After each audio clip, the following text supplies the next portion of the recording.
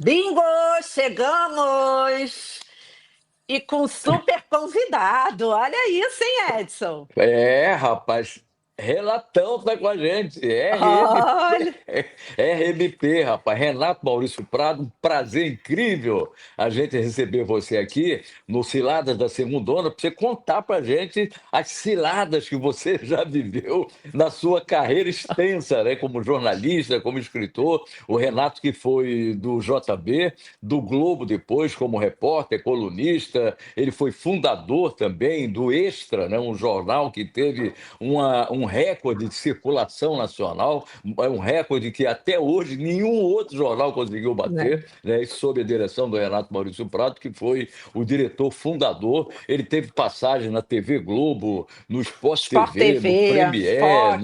na Fox, enfim, foi Se a correspondente gente fica. internacional. Ele foi correspondente internacional. Se a gente ficar É. falando aqui tudo que Renato já construiu na carreira, a gente não tem programa, nem vai deixar ele falar. Vamos Não, deixar ele falar. só tendo os 80 anos de profissão que o Renato tem, para poder caber tudo nesses 80 anos, hein, Renato? Pois é, alô, Pati, que bom te rever. Bom Bom te de, ver, bom de bola eu querido. ainda vejo de vez em quando no Rio. Você sabe que nesses meus 80 anos de profissão, eu tive É, um ídolo, né? Um norte, que quando eu Ah, comecei, era você já estava lá na profissão há tanto tempo que eu é por isso comecei. que eu levei você para fazer comigo lá o nosso programinha lá na TV. O famoso bola na net. Você Bola sabe que na net, o você famoso até bola. sabe? hoje, até Você... hoje me lembram desse bola na net, né, Edson? Para você Ah, ver sim. o Mas sabe carnaval por que quê? nós fizemos num programa, É. num canal que era um slide. É verdade, era um slide que ficava lá o dia todo, né? Pague a sua boleta em dia para não ter o seu sinal cortado na net. Aí entrava 8 horas, 10 horas, sei lá, entrava lá um programete de 1 hora, eu, Renato, Fernando Veciani Que e quem time, mais? Sérgio hein? Ah, seu Noronha. Nonô, seu Sérgio Nonô, Noronha. Sérgio Noronha. Oh, seu que Nonô, timaço, seu hein? Os Nonô, galácticos. Era Aí você bom. acredita, Renato, que o Edson virou assim para mim? Então, você leu sobre o Renato? Eu falei, você tá de sacanagem comigo, né? Eu olhei e falei, porra, quando eu era criança, eu já lia. Entendeu? Aí que ele falou: ah, você vai falar isso, ele vai ficar Não, puto. não, não. Ah, quando eu era criança, eu já lia. No Desde seu pequena eu agora já li o caso, sacaneia Renato. ela. no seu É. caso, eu acredito. Mas no Ah, caso do tá. Edson, é claro que não.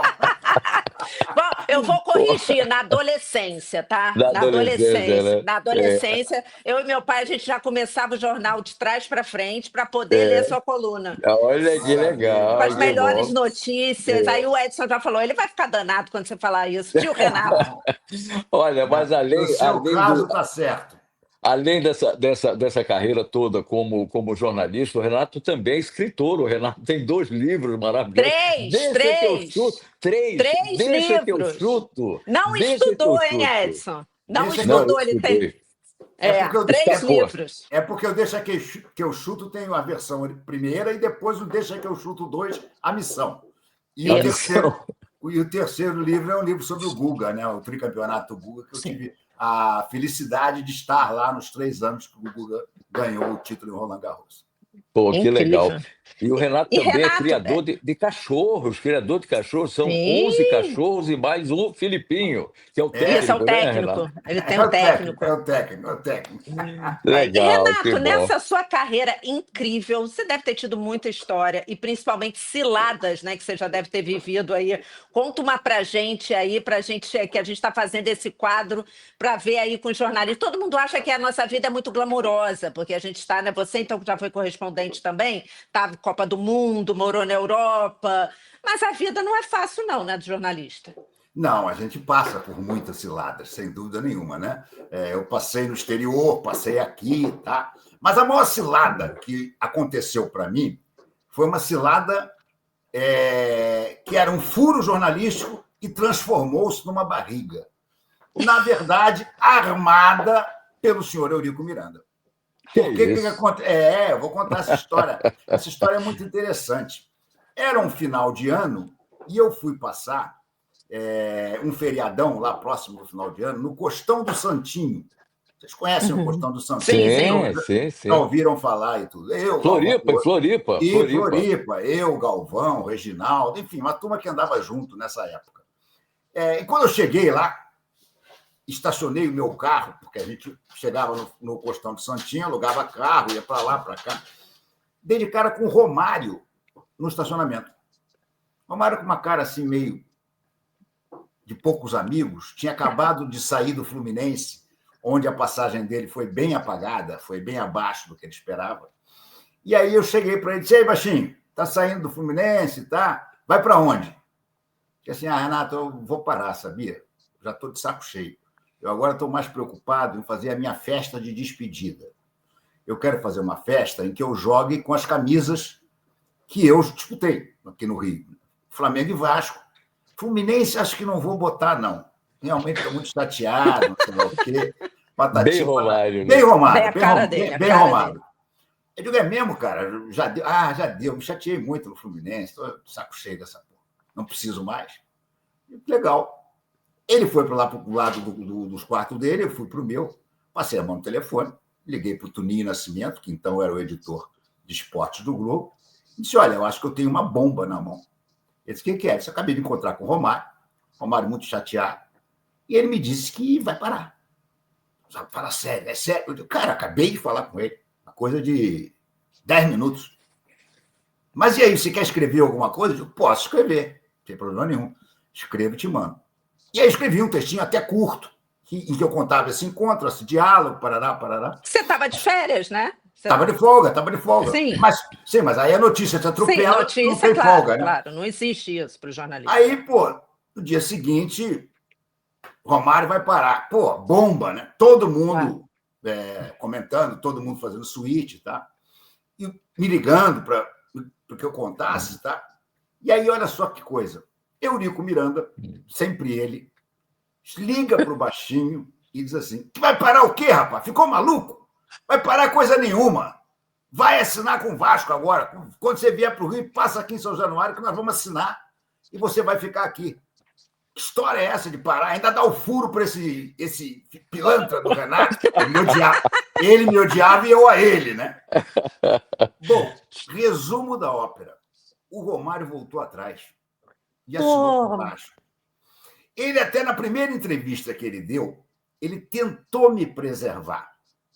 Tentou dizer: "Não, eu tive uma conversa com o Renato, eu estava inclinado a uma coisa, mas o Eurico me inclinou, me levou para outra." Ali estava tudo bem. Ali estava limpo. Mas depois, na sequência toda, a coisa foi se caracterizando com uma barriga, né? Afinal de contas, a gente dá de manchete: Romário vai parar. Sim. E dias Romário depois não para. Estava Romário assinando com o Vasco e São Januário. Tanto que eu, durante um tempo, na minha coluna, eu passei a chamar ele de Romário: "Vou parar, não vou parar." Entendeu? Mas a verdade é que acabou passando para a história com uma barriga, que eu não tive culpa nenhuma. Pelo contrário, eu dei a notícia que estava acontecendo. Sim. Mas o senhor Eurico Miranda, sempre ele, entrou tão no querido, meio. Tão querido, tão amado no mundo esportivo. Tão amado. Uma pessoa de luz, deve estar no nosso lar nesse momento. Não tem saudade dele? Não, nenhuma. A verdade aí virou vai, não vai. Romário vai, não vai. Aí vai eu chamava parar, ele não vai parar. Assim: "Romário, eu vou parar, não vou." Tá? Mas, enfim, essa é a história de cilada, assim, uma cilada armada, na verdade. Eu entrei numa cilada armada para mim, né? Então, que loucura. Enfim, acontece. Renato, você conviveu muito com o Nelson Piquet naquela cobertura da Fórmula 1, o seu período como correspondente internacional. E o Nelson Piquet aprontou alguma nesse seu período lá que você foi testemunha, que você participou? Armou para você alguma? O Nelson aprontou uma para mim, que foi quando eu desisti dele de vez. Mas foi aqui no Rio. Quer dizer, lá no Rio, estou em Itaipava. Depois da temporada que eu cobri a temporada inteira, sempre me dei muito bem com o Nelson. Com o Ayrton eu tive alguns problemas, porque o Ayrton era aquele cara que, se você dizia alguma coisa que ele achava que poderia prejudicar a imagem dele, ele já botava um bico desse tamanho. E o Nelson era meio aquele cara que nem lia o que você escrevia, estava tudo bem, tá? E a gente se dava bem dessa maneira. E se ele falasse, Renato, ele mantinha a palavra, o Nelson? Mantinha a palavra. Nelson nunca voltou atrás. Nunca voltou atrás. A ponto de vocês terem uma ideia, o Nelson foi campeão aquele ano. Né? Foi o tricampeonato dele. conquistado numa corrida no Japão, em que o Nigel Mansell, que era o grande competidor dele, se estrupiou, deu uma batida, ficou fora do Grande Prêmio do Japão e da Austrália. E como o Nelson tinha mais pontos, o Nelson foi campeão lá. Aliás, eu consegui dar um furo nesse, e esse não me armaram, que foi o seguinte, quando ele bateu, quando o Mansell bateu, eu estava dentro do box da Williams. Eram outros tempos. A gente assistia aos treinos dentro dos boxes. E aí o Nelson olhou para mim e fez assim, de gargalhada. Porque ele sacaneava o Mansell. Terrível. Cara, ele chegou ao máximo, agora vou fazer só um breve parênteses. Ele chegou ao máximo uma vez, o Mansell estava com dor de barriga. Ele correu e tirou todo o papel higiênico do banheiro químico que tinha perto do Mansell. Aí o Mansell foi para lá, a gente só ouviu o urro do Mansell. Não, mas ele sacaneava, o Renato, a mulher do Nigel Mansell. Como é que tu casou com uma mulher feia daquela, ele dizia assim, cruzava o braço assim. Ele dizia assim, temos muitas diferenças, eu e Mansell. Aí falava lá, o Mansell gosta de golfe, eu gosto de tênis. Aí depois, no final, ele dizia assim, e eu gosto de mulher bonita e o Mansell gosta de mulher feia. As duas mulheres mais feias da Fórmula 1 são a mulher do Mansell e a estátua que ele mandou fazer da mulher do Mansell na casa dele. Nossa! Bicho é debochado ele, né? Debochado nisso. Pois é, mas aí, olha só. Quando o Piquet veio, eu olhei para o relógio. Eram próximo de 3 horas da manhã no Brasil. Eu saí correndo, desembalado para a sala de imprensa, que era longe dos boxes. Você tinha que passar por baixo da pista, por um túnel e tudo. E liguei para o Globo. Não tinha celular, era ligação, sabe, internacional. Você pedia ajuda a telefonista e tudo. E aí, quando o Romano, o saudoso Romano, que era o chefe da oficina, atendeu, eu tive a alegria de poder dizer isso uma vez. Não, o Romano, para a máquina. Para a máquina, o que é? Ai, parem as máquinas. Parem as máquinas, o famoso parem as máquinas. Por quê? Porque o jornal está rodando. Com exclamação. Com exclamação. O jornal está rodando, mas ainda tem uns tantos para rodar. Eu disse, para a máquina, porque o Piquet acabou de ser tricampeão do mundo. Mas a corrida não é amanhã. Eu digo, para a máquina, Romano. Eu vou te passar só um flashzinho. Você bota na primeira página do jornal. Porque lá dentro não vai dar para mexer, que já deve ter rodado tudo do caderno anterior. Bota na primeira página. Mansell bate Nelson Piquet, tricampeão do mundo. E o Globo foi o único jornal a dar isso. Porque os outros todos olharam, já tá tarde, né? E não levaram fé. Não quiseram parar a máquina. Até porque o Globo era um jornal que tinha uma tiragem imensa. Então, você parar a máquina às 3 da manhã, você ainda ia rodar mais uns 150, 200 mil jornais. O JB, provavelmente, essa hora já estava tudo rodado. Nem sei se o Sérgio Rodrigues teve a ideia de fazer isso. Mas eu acabei fazendo isso. Mas então nós éramos muito próximos. E aí acabou a temporada. Ele disse para mim, você vai voltar para o Brasil quando? Eu digo, olha, cara, devo voltar no final da temporada, devo ficar mais uma semana na Espanha, e aí vou passar Natal e festas no Brasil. Ele disse assim, quer ir no meu avião de volta? Eu digo, porra, claro que quero. Claro que quero. Lá fui eu. Matéria espetacular que eu consegui fazer. Até porque o Nelson Piquet dirigia o próprio avião. Ele tinha um piloto, mas ele... Que perigo, hein? Pois é, não, aí eu vou contar a cilada. Assim, tá vendo, Leila? Você devia aprender a dirigir, a pilotar seu próprio avião. Pilotar. Devia aprender a pilotar. Aí, gente, nós nos encontramos em Lisboa. De Lisboa, já no aviãozinho dele, nós fomos a Paris, que ele tinha resolvido uns parangolés em Paris, e de Paris nós voamos para o Brasil, com uma escala numas Ilhas Canárias, eu acho que foi, porque o aviãozinho era um aviãozinho Learjet, não dava para voar direto. Mas a peça que ele me pregou foi logo depois que nós decolamos.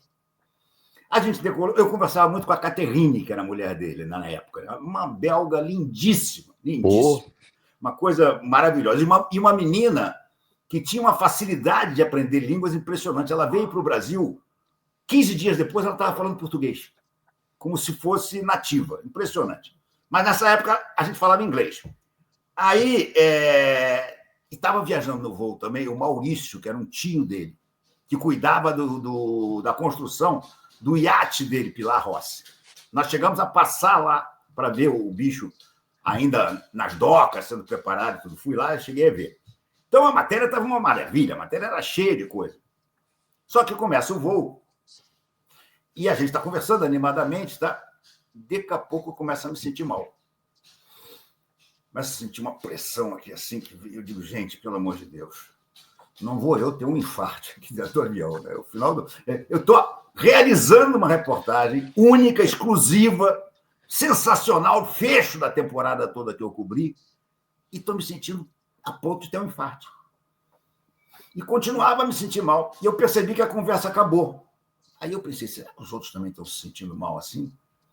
Daqui a pouco eu olho para frente, na cabine, assim, relativamente perto, o avião era pequeno. A cara do Nelson Piquet, assim, virado de costas, rindo para mim, assim. E aí, tá tudo bem aí, Renatão? Ele tinha feito simplesmente o seguinte, ele tinha pegado o avião e feito assim.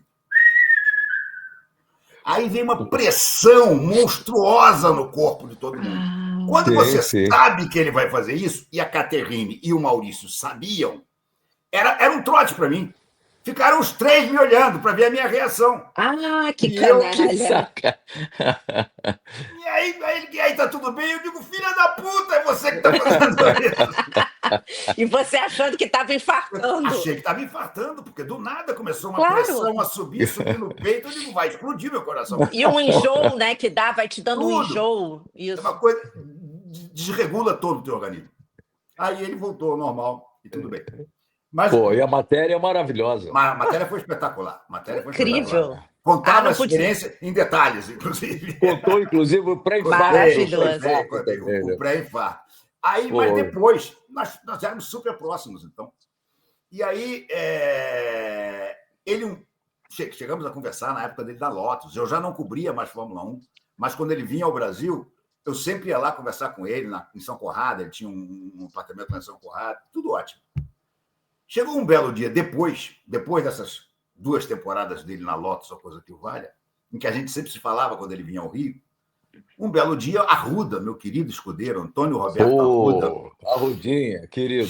Chega para mim e diz assim, Renato, o Piquet está aí, o Piquet chegou naquele iate dele, Pilar Rossi. Eu digo, é mesmo, o iate finalmente tinha chegado, estava no Rio, e o Piquet estava no Rio, no iate, na Marina da Glória. Aí eu disse, pô, legal, vamos lá visitar? Vamos lá visitar. Peguei um carro do Globo, peguei um fotógrafo, disse, vamos lá para a Marina da Glória. Eu quero, antes de mais nada, falar com o Nelson, que eu não falo há um bom tempo, pessoalmente, e a gente aproveita e ainda faz umas fotos dele no iate lá e tudo, super legal. Chegamos lá, eu, Arruda e o fotógrafo, tinha um marinheiro, dissemos, olha, você podia avisar ao Nelson que eu estou aqui? Ah, quem é o senhor? Ele disse que é Renato Maurício Prado, do Globo, que vim dar um abraço nele e quer pedir também para fazer uma foto dele aqui. O cara desceu, voltou e disse assim, senhor Nelson mandou dizer que está dormindo. Mandou dizer que está dormindo. Mandou dizer que está dormindo. Aí eu fiquei puto da vida. Chega, cansei do Nelson. Chega. Eu não procuro mais. Nos encontramos algumas vezes depois em eventos. Me lembro que a última vez que nós nos encontramos foi num evento do Reginaldo Leme, que lança aquele anuário toda temporada, né? Uhum. Uma bela festa lá em São Paulo. Tudo. Falamos normalmente, mas eu não procuro mais. Chego. Depois do senhor Nelson mandou dizer que está dormindo. Aí, sabe? Se ele tivesse voltado assim, olha, não tive coragem de acordar. Mas ele mandar dizer que está dormindo, né? Péssimo. Mas é a cara do Nelson Piquet. É a cara dele. Nelson Piquet é isso. Ele sempre foi um figuraço, né? Na Fórmula 1, a briga até dele hoje, com a Ayrton, né? O tempo todo, até hoje ele uma figura polêmica. Né? Deixa eu contar só uma história, só uma última historinha do Nelson. O Nelson corria pela Williams. A Williams era motor Honda, né? Aliás, era o grande motor da época e tudo. Depois que ele foi campeão em 87, teve uma festa. A Honda fez uma grande festa para ele em Tóquio. Eu ainda estava lá em Tóquio. Só que eu não fui à festa, mas eu soube depois e ele me confirmou. Você acredita que ele foi com uma gravata meio chamativa, assim? Com um truque. E aí, quando ele foi conversar com o presidente da Honda, agora me fugiu o nome dele, não sei lá o que, Honda, e a esposa dele, ele disse para o cara, puxa minha gravata aqui. Aí meu o presidente puxou. Quando puxou, a gravata abria e saía um pirulito. Pirulito, não aquele que a gente chupa na coisa. A japonesa, coitada, não sabia onde enfiava a cara. Isso era o Nelson Piquet, gente. Nelson Que Piquet puro. loucura, que loucura. Ele Gente, aprontava. que fico não saber. E, Renato, você também, você falou, né? Você tem um livro, né, sobre tênis, que você acompanhou toda ali a vitória ali do Guga, a trajetória. Teve alguma cilada também no tênis? Porque essa cilada da Fórmula 1 é difícil de superar aí qualquer uma, né? Mas você Não, tem alguma história também no tênis? Olha, eu tive no tênis. Bom, teve a história que eu briguei com o Larry Passos, né, técnico do Guga. Porra, o Larry era uma mala, hein, Renato? Era uma mala pesada. Era uma mala pesada. Chatíssimo, é. E aí o Guga começa a ganhar em 97 e o Guga não tinha esquema nenhum. Não tinha assessora de imprensa, não tinha. Depois é que mandaram a Diana Gabani, que acabou se transformando na assessora do Guga, e hoje em dia assessora o João Fonseca, que é essa nossa Isso grande mesmo, promessa. E a Diana é um amorzinho de pessoa. A Diana, Ela organiza o Rio Open. Organiza o aqui, Rio Open. É isso. excelente. Sempre estou falando com ela, ela é ótima. Diana é um amor, adoro a Diana até hoje. Mas antes da chegada da Diana, um belo dia, eu resolvi entrevistar o Guga já tinha ganhado 2 ou 3 jogos. O Guga ia jogar contra o Thomas Muster, que foi um cara que foi número 1 do mundo, que foi campeão de Roland Garros, que tinha estado aqui no Brasil na Copa Davis e tinha dado uma briga desgraçada, ele saiu de quadra. Então era uma super notícia o encontro do Guga com o Thomas Muster. Até ali, era um brasileiro que tinha ganhado 2 jogos, legal. Ganhou a primeira rodada, agora me fugiu o nome dele, depois ganhou do Bjorkman, e ia enfrentar o Muster. Aliás, foi por causa desse jogo que eu continuei em Roland Garros. Porque eu estava em Roland Garros, na verdade, eu estava na Itália, como superintendente do Globo, para escolher os locais onde a equipe do Globo ia se instalar na Copa da França no ano seguinte, certo? E depois desse trabalho logístico, entendeu? Que eu fiz pelo Globo, o Telmo Zanini pela TV Globo, houve um amistoso da seleção na Noruega. E nesse amistoso da seleção na Noruega, eu digo, não, essa porcaria eu não vou. Vou para Roland Garros, que eu sempre tive vontade de ir a Roland Garros, nunca tinha ido. E aí eu descubro o Guga. Depois desse amistoso, tinha o torneio de Lyon, que era uma espécie de preparativo. Era uma Copa das Confederações em gestação, né? Depois se transforma na Copa das Confederações nos anos seguintes. Mas eu avisei, disse, olha, eu vou passar uns 2... Avisei o Merval, que era o diretor, né? Então era o cara acima de mim na redação. Eu disse, olha, eu vou passar uns dias aqui em Roland Garros e depois vou direto para Lyon. Legal, combinado, vai fundo. Aí aparece a possibilidade do Muster. Já era, depois do segundo jogo do Guga, que foi contra o Bjorg, mas já era para eu ter ido para Lyon. Mas aí surgiu esse jogo, tudo, eu digo, olha, peguei para o Merval de novo e disse, olha, eu acho que vale a pena eu ficar aqui, porque esse jogo é um jogo importante, tem uma história, parará. O cara foi número 1 do mundo. E aí eu fiquei. E no que eu fiquei, eu queria produzir reportagens, né? Naturalmente. Claro. Então, eu queria falar com o Guga todo dia. Era o mínimo que eu podia fazer lá. E o Larry não queria deixar. Aí chegou um dia, eu driblei o Larry e encontrei o Guga no restaurante. Ele estava lá comendo, eu entrei e sentei do lado dele. Ele, muito com aquele jeitinho dele de manezinho e tudo, não reclamou. Daqui a pouco entra Larry espumando. Você é um invasor de privacidade. Como você faz essas coisas? Aí eu me levantei, batemos boca, cara. O restaurante inteiro parou para olhar para a gente. Eu disse para ele, Larry, você não tem noção do que está se transformando o jogador que você treina.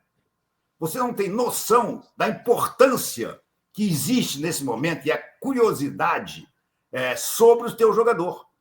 Ele vai fazer um jogo histórico contra um cara que ninguém aqui já jogou, ninguém do Brasil, e você não está querendo deixar que eu produza as matérias para justamente satisfazer essa curiosidade do Brasil e ajudar o teu tenista a ter mais visibilidade. Bom, foi um perereco. Um ano depois voltamos a fazer as pazes, um ano não, em 2000 voltamos a fazer as pazes, quando o Guga ganhou o bicampeonato.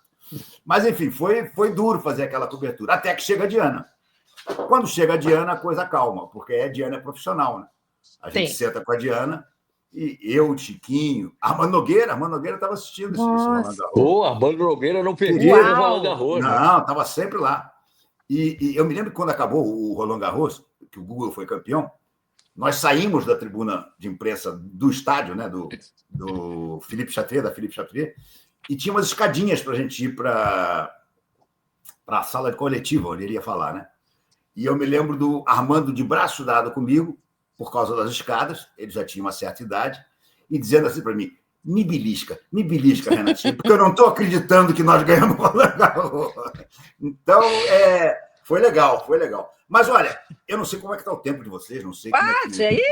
Não, tá bom, tá bom, tá bom. Tá bom, pode. Vou contar a maior cilada que realmente eu passei na minha carreira jornalística. Tóquio, 1981, Flamengo disputando o título do mundo. Porra! Eu que pelo momento. Globo, eu pelo Globo, Antônio Maria Filho pelo JB. Sempre fomos amicíssimos. Sempre competimos ferozmente em torno de notícia, mas a amizade nunca se abalou.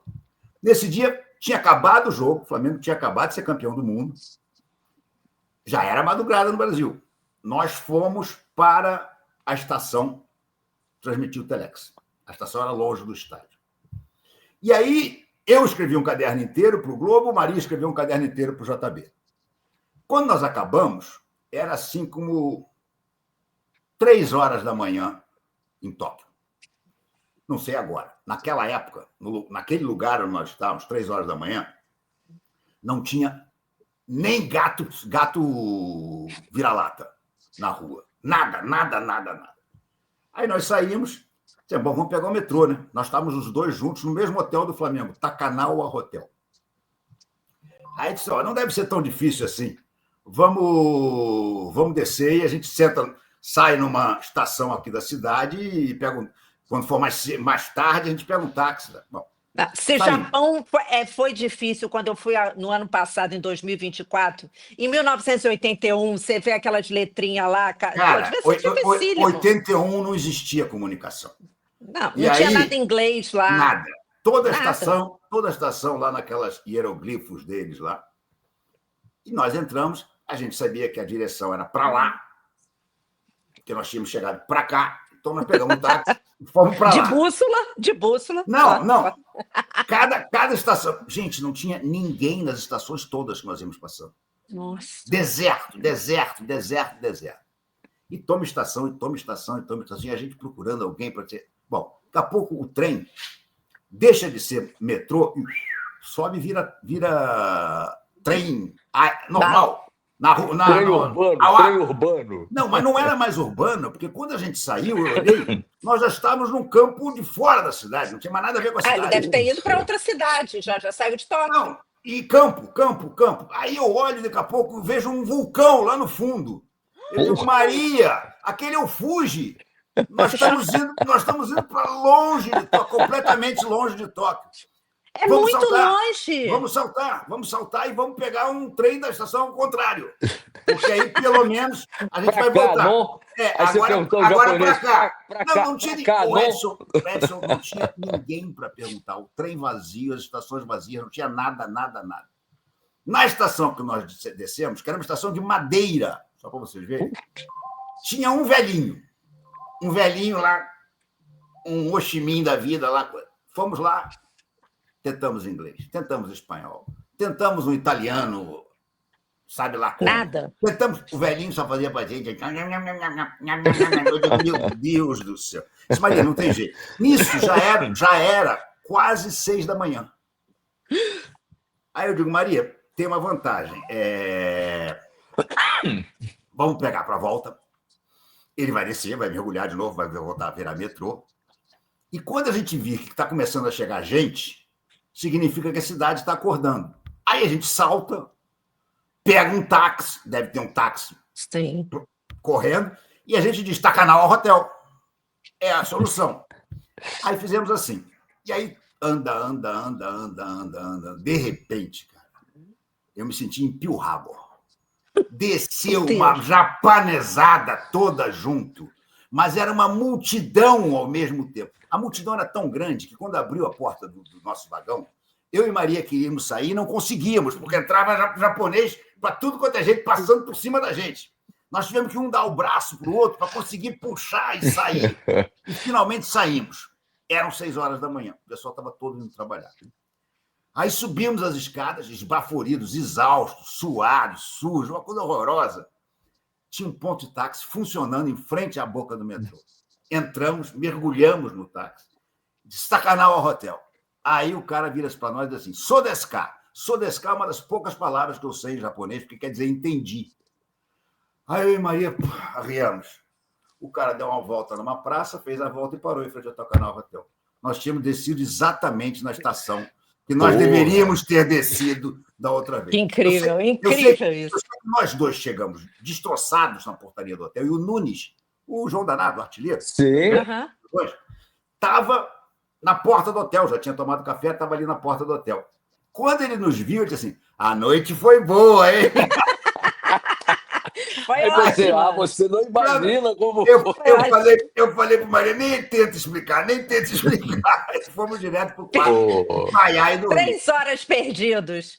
Impressionante. Meu Deus, essa foi a maior cilada, hein? Essa foi. Japão, 1981. Pô, essa foi pesadíssima. pesada. É maravilhosa. Ô, Renatão, agora, para fechar aqui, vamos só dar um toque no que aconteceu no Maracanã ontem. Foi pênalti ou não foi pênalti aquele negócio lá? Ô Edson, no Brasil aquilo é pênalti. Tá? A gente já viu. Gente, o gol do Pulgar contra o Bayern, o Pulgar leva um empurrão daquele. Sim, levou mesmo, igualzinho. Igualzinho. E o juiz, gol do Bayern. Então, na Europa, isso não é pênalti nunca. O futebol europeu não marca pênalti. Mas no Brasil, dependendo da hora, dependendo do juiz, tudo, marca. Da camisa. Daí, eu vou dizer uma coisa para vocês. Vocês não sabem. Hoje eu vi o Rizek, meu amigo querido, vociferando contra os influencers rubro-negros que fizeram um carnaval depois do jogo São Paulo e Santos, né? Com toda a justiça. Mas eu vou dizer, aquele carnaval salvou o Flamengo. Porque se não tivesse havido aquele carnaval, o juiz teria marcado aquele pênalti com 2 minutos de jogo. Sim, teria mesmo. O que houve é que foi uma pressão tamanha, pelo absurdo que foi o jogo do São Paulo, muito maior do que esse pênalti do Gustavo Gomes. Muito maior do São Paulo e Palmeiras, sim. Eu vi gente falando ontem que esse erro é mais grave do que o do pênalti do Alan no Tapia. Gente, estão brincando, né? Estão brincando. Não quero nem discutir a falta. Eu quero botar a circunstância. O jogo do São Paulo, aquele pênalti era 3-0 e 3 pontos. Ia mudar tudo. Sim, ia mudar. O Palmeiras estaria agora 3 pontos atrás do Flamengo com o mesmo número de vitórias. E agora dizer que um pênalti que seria marcado aos 2, 3 minutos ia decidir o jogo, brincadeira. Não, e outra coisa, né? O Palmeiras tá com muita vantagem do que ele já ganhou. Já ganhou muito. E o Felipe Luiz ontem falou isso. Foi um dos times mais beneficiados. Já pela arbitragem. Muito. Teve muita. Aconteceu já muita coisa. Se botar na balança, a balança deles, tá lá em cima. Tem pelo menos 15 pontos que o Palmeiras ganhou com decisões discutíveis. Questionáveis, sim. Ô, Paty, acho que tá na hora, hein, Paty? Tá na hora, né? A gente tem que liberar. Renato, só faz uma propaganda aí do seu canal. Conta pra gente aí um pouco do seu canal. Tem que fazer a propaganda pra galera seguir o seu canal. RMP. Você segue, Edson? Eu sigo. Aqui em casa, eu e meu marido. Claro que eu sigo. Acho bom. O nome é canal RMP, as letras, né? Canal RMP, tudo em maiúscula, no YouTube. Basta botar isso no YouTube que vocês vão chegar lá. Claro. E vão se divertir lá com as minhas diatribes. Não, inclusive no México, a minha filha Fernandinha, que é fã do Renato Maurício Prado, ela é uma das maiores audiências do canal RMP, lá na cidade do México. Que legal. Para curtir o Flamengo. Beleza, maravilhoso, Renato. Bom, obrigada, querido. Obrigada, beijo enorme. Obrigado a vocês, é um prazer estar com vocês sempre. Beijo, Renato, um beijo grande. Abração, valeu, para você também. Os cachorros. Isso, dá beijinho neles. Vou chamar todos para ganhar beijo. Valeu. Valeu, Renato. Boa, obrigada. Deixa eu dar